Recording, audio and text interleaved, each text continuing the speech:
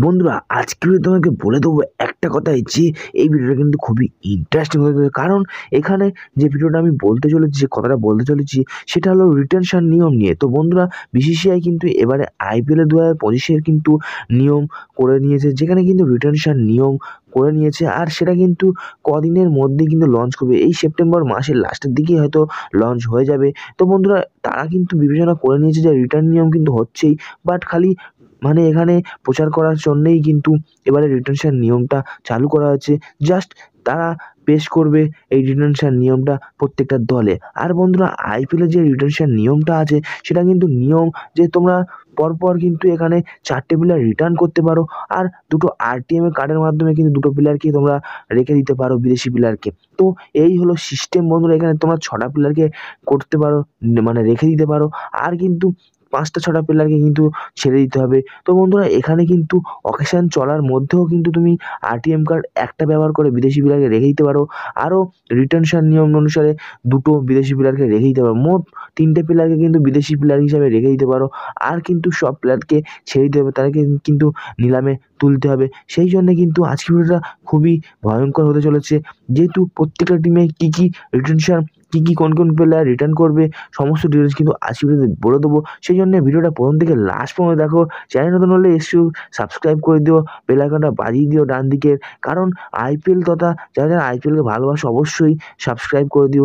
আর দেশের হয়ে যেহেতু IPL আমাদের ফেমাস গেম ভারতের, সেই জন্য কিন্তু তার জন্য কিন্তু একটা লাইক করতে ভুলবে না, সাবস্ক্রাইব করতে ভুলবে না। তো বন্ধুরা, এখানে কিন্তু যে টিমটার ফার্স্ট কথা হচ্ছে সেটা কিন্তু রাজস্থান রয়্যালস। তো বন্ধুরা, রাজস্থান রয়্যালস কিন্তু এখানে ক্যাপ্টেন হিসাবে কিন্তু মেন্টর হিসাবে কিন্তু এখানে রাহুল দ্রাবিড়ের কথা উঠে আসছে। আর এই টিমটা কিন্তু জবরদস্ত টিম, সেটা কিন্তু আমরা দেখে ফেলেছি। এখানে কিন্তু George Buttler, Trent Boult and Shimron Hetmyer, এই 3টে বাঘা ব্যাটসম্যান, যেখানে ব্যাটসম্যান আছে, আর সেখানে কিন্তু আমাদের ট্রেন্ট বোল্ট বলও করতে পারে।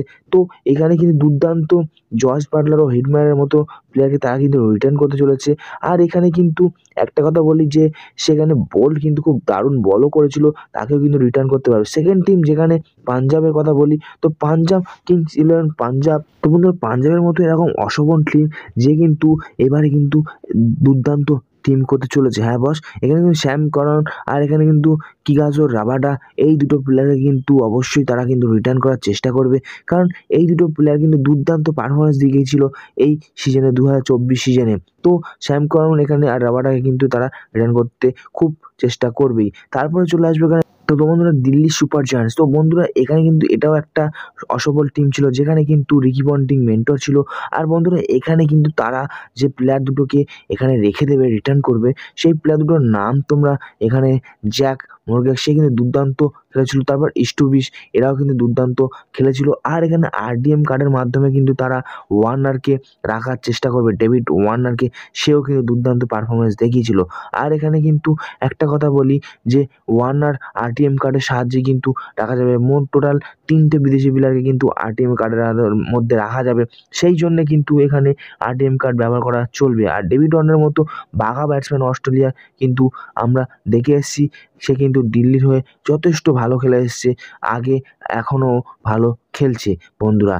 তো তারপর এখানে আরেকটা টিম দেখি, যেটা নতুন টিম ছিল, লখনৌ সুপার জায়ান্টস। তো সেই টিমটা দিয়ে দেখতে গেলে এখানে কিন্তু এইটা টিমটা কিন্তু জাহির খান মেন্টর হয়ে এসছে। আর সেই পারফরমেন্স দেখে কিন্তু এখানে যেটা দেখে নেবো আমরা, সেটা হলো যে কোন প্লেয়ারকে আমরা রিটার্ন করতে চলেছি। সেখানে কিন্তু নিকোলাস পুরান, ডি কুক, দুটো বাঘা ব্যাটসম্যান কিন্তু এখানে কিন্তু দারুণ পারফরমেন্স করেছিল তারা এর আগের সিজনে, 2024-এ। তো তাদেরকে কিন্তু অবশ্যই রিটার্ন করা চলবে। আর এখানে RTM কার্ডের সাহায্যে মার্ক স্টোনিসকে, অস্ট্রেলিয়ার প্লেয়ার বাঘা ব্যাটসম্যান, তাকে কিন্তু রিটার্ন করার অবশ্যই চেষ্টা করবে লখনৌ সুপার জায়ান্টস। কারণ এর জন্য কিন্তু মার্ক স্টোনিসের মতো অলরাউন্ডার প্লেয়ার কিন্তু খুব কমই দেখা যায়, কারণ এটা কিন্তু দারুণ বলও করে আর ব্যাটিংও দারুণ করে। তারপর আমরা যে টিমটা চলে আসবো সেটা হলো সানরাইজ হায়দ্রাবাদ। তো 2024-এ কিন্তু সানরাইজ হায়দ্রাবাদের মতো টিম কিন্তু দুর্দান্ত পারফরমেন্স দেখিয়েছিল, আর দুর্দান্ত কি বলবো IPL ফেমাসও করেছিল, যেখানে কিন্তু অভিষেক নায়ার কিন্তু খুব ভালো খেলেছিল অভিষেক। আর আমাদের সাথে তার সাথে খেলেছিল এখানে টিম হেডকে তো রাখবে, আর প্যাট কামিন্সকে তো অবশ্যই রাখার চেষ্টা করবে।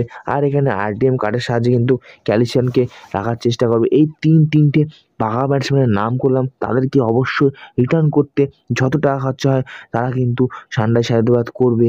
আর একটা কথা বলি, এই 3টে প্লেয়ার যদি তাদের মধ্যে থাকে না, মারাত্মক লেভেলের কিন্তু সানরাইজ হায়দ্রাবাদ স্ট্রং টিম হয়ে যাবে। কারণ এই 3টে প্লেয়ার কিন্তু খুব বড় মাপের প্লেয়ার, আর সেটা কিন্তু আমরা দেখে এসেছি যেখানে কিন্তু দুর্দান্ত খেলে এসেছে। তারপর চলে আসে গুজরাটের টিমটাতে।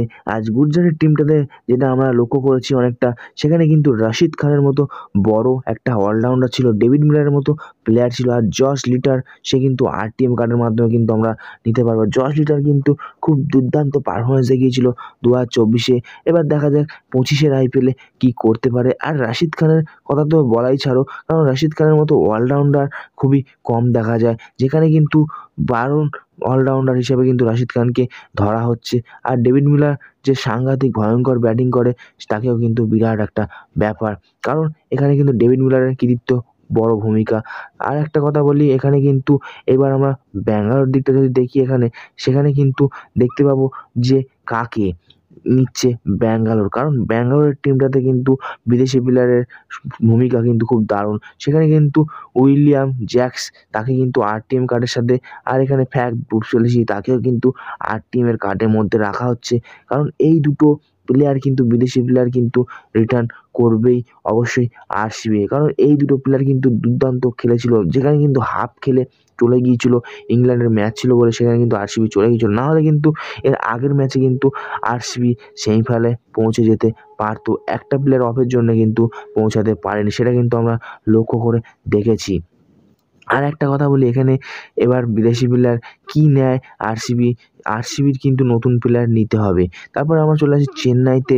চেন্নাই সুপার কিংসের কিন্তু এখানে যেটা আমরা দেখতে পাচ্ছি, সেখানে কিন্তু ডি কনি বা এখানে কিন্তু পাতি রানা, তো কনওয়ে আর এখানে কিন্তু পাতি রানা, এই দুটো প্লেয়ার কিন্তু সিএসকের আছে।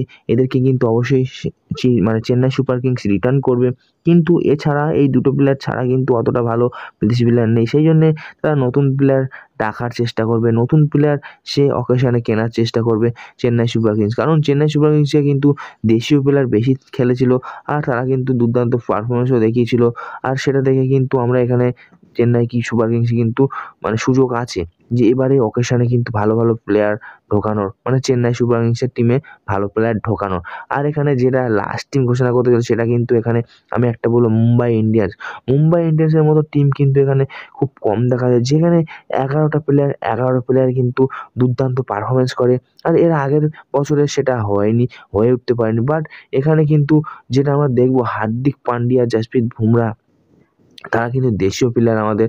আর সেখানে কিন্তু ঈশান কিষান, সূর্যা কুমার, এই 4টে প্লেয়ারকে কিন্তু তারা কিন্তু রিটার্ন করার অবশ্যই চেষ্টা করবে।